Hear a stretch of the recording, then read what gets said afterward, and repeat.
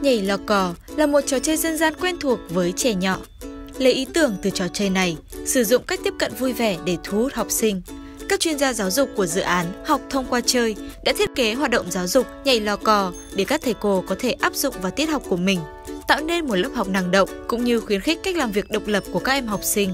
Mới nghe về tên hoạt động nhảy lò cò thì có lẽ là ai cũng sẽ nghĩ rằng đấy là một cái hoạt động vận động, như là cái trò chơi mà các em đã biết và đã chơi. Nhưng trên thực tế thì nó không phải là như thế, mà hoạt động nhảy lò cò này chỉ mượn cái hình thức của cái ô lò cò.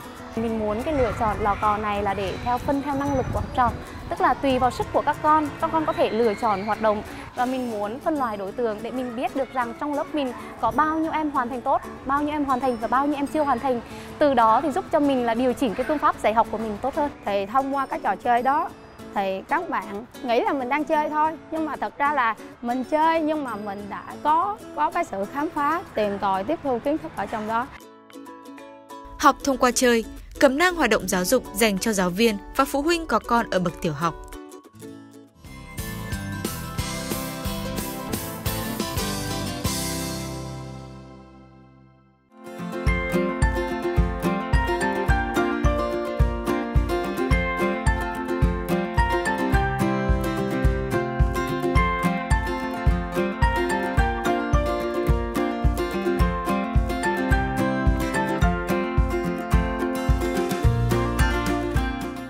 Với hoạt động nhảy lò cò, chúng ta sẽ cùng lúc áp dụng tại hai trường.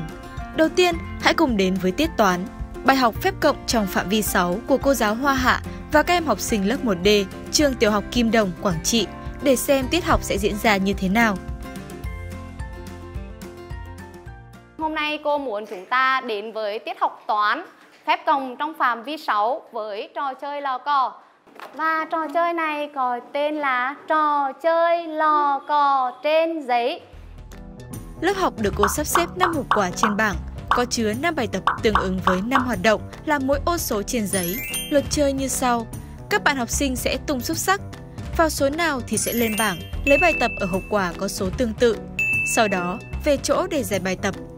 Sau khi làm xong, các em sẽ tô màu vào ô đó để xác nhận đã hoàn thành. Tiếp tục lặp lại các thao tác cho đến khi làm xong cả 5 hoạt động. Hoạt động cuối cùng có dấu chấm hỏi là hoạt động đích.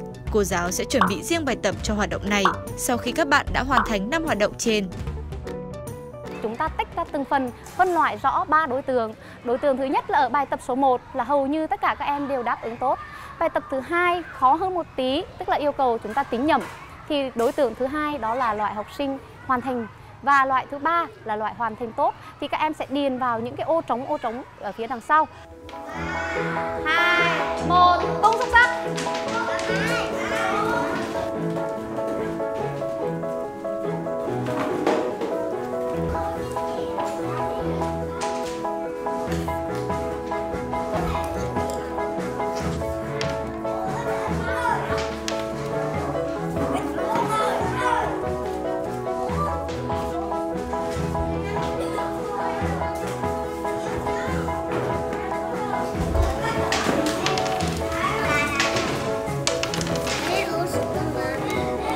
Lên lấy phiếu số 5. Đi lên lấy phiếu số 5 nữa. Nó làm gì à? Rồi, được rồi.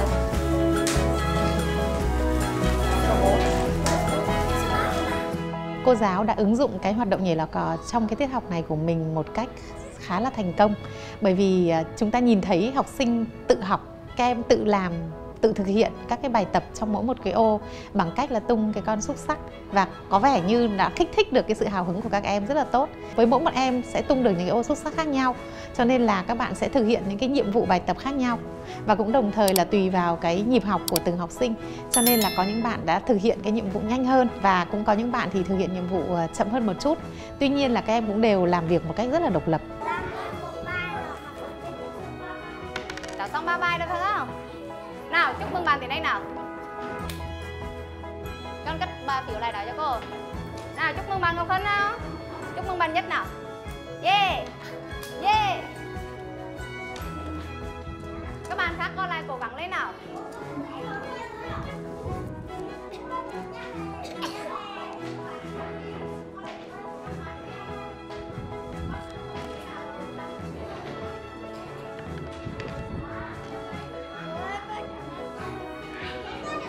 Có thể thấy, các bạn học sinh đã một mình làm rất nhiều công việc, từ tung xúc xắc, chạy lên lấy bài tập, giải bài tập, đến tô màu xác nhận và tiếp tục lặp lại những công việc trên cho đến khi hoàn thành. Khi các hoạt động nhỏ được đưa vào luật chơi rõ ràng với sơ đồ nhảy lò cò, dù làm rất nhiều việc nhưng các bạn vẫn luôn trật tự trong lúc học tập. Hơn nữa, còn được độc lập hoàn thành nhiệm vụ theo tốc độ của riêng mình. Hoạt động nhảy lò cò cũng gây hứng thú với các bạn khi không biết điều gì sẽ chờ mình sau những hộp quà kia, kích thích các bạn nhanh chóng hoàn thành để tiếp tục đến với những hoạt động khác. The elements of surprise and the random order of the tasks will surely have an engaging effect on the students, and it probably will have that effect on you as a teacher as well. So we are always eager to know what will happen next. This will benefit the learning, as it will be a more memorable experience, and it will create a deeper impact. So compared to more traditional forms of teaching, where students tend to be more passive learners, here they get a very active role, and not only physically active, but also mentally they have to be very active. Để giúp các bạn biết được kết quả của mình làm đúng hay sai, cô mời chúng ta nhìn lên màn hình nào. Bây giờ chúng ta sẽ cùng chữa bài 5 cộng 1. Ai đồng ý nào? Kết quả là 6. Chúc mừng các bạn. 1 cộng 1 bằng 3. Chúng ta để chú đi 3. Mở thiểu số 3 của giáo nào. 4. Nào bây giờ chúng ta sẽ đi đến với dấu chấm hỏi là đích đến của chúng ta bằng phiếu cô đã làm ở trong rổ của các nhóm. Rồi, thời gian làm bài là 2 phút, bắt đầu. Ở hoạt động đích, các bạn sẽ làm bài tập được cô giáo chuẩn bị sẵn trong giỏ. Sau khi làm xong, thay vì chữa bài tập một cách thông thường, cô giáo đã tổ chức một trò chơi tiếp sức để các em vừa được củng cố lại kiến thức của bài học, vừa được thư giãn sau một tiết học với rất nhiều hoạt động. 1, bắt đầu. Cổ vũ cho các bạn nào.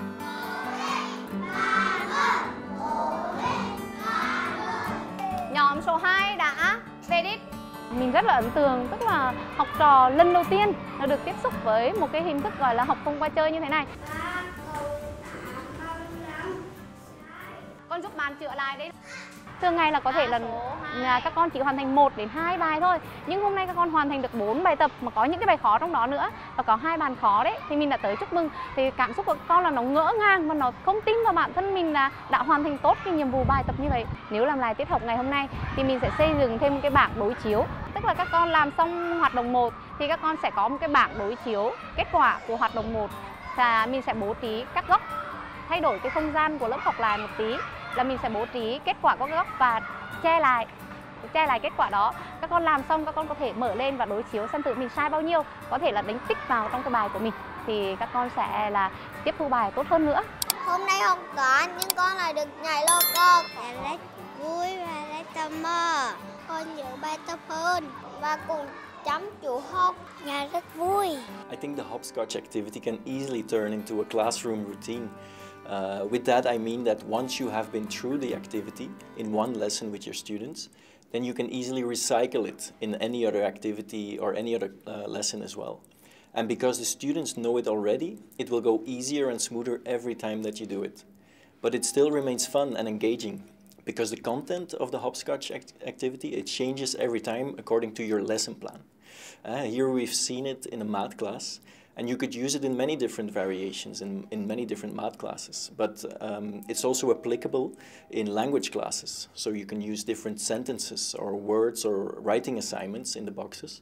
Or you can use the hopscotch template for different assignments or exercises in art or in natural or social science classes.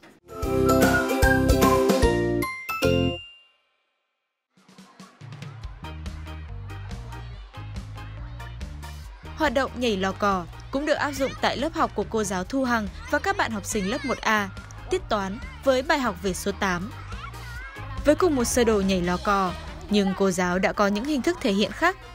Thay vì mỗi bạn tự hoàn thành các hoạt động trong sơ đồ của mình, thì ở đây, cô giáo đã thiết kế một số hoạt động yêu cầu các bạn phải làm việc nhóm với nhau để hoàn thành.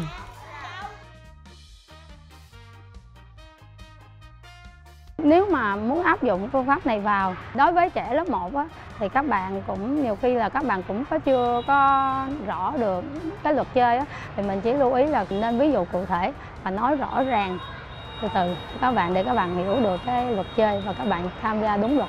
Và gọi điểm đi Quân. Khi một bạn trong nhóm tung xúc xắc vào ô nào, cả nhóm sẽ cùng nhau làm bài tập ở ô số đó.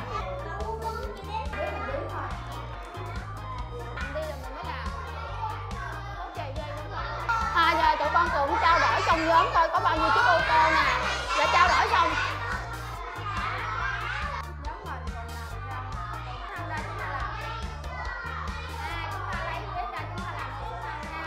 Một cái điểm mà tôi rất là thích trong cái tiết học này đó chính là cái sự sáng tạo của cô giáo trong khi thiết kế ra cái bảng lò cò.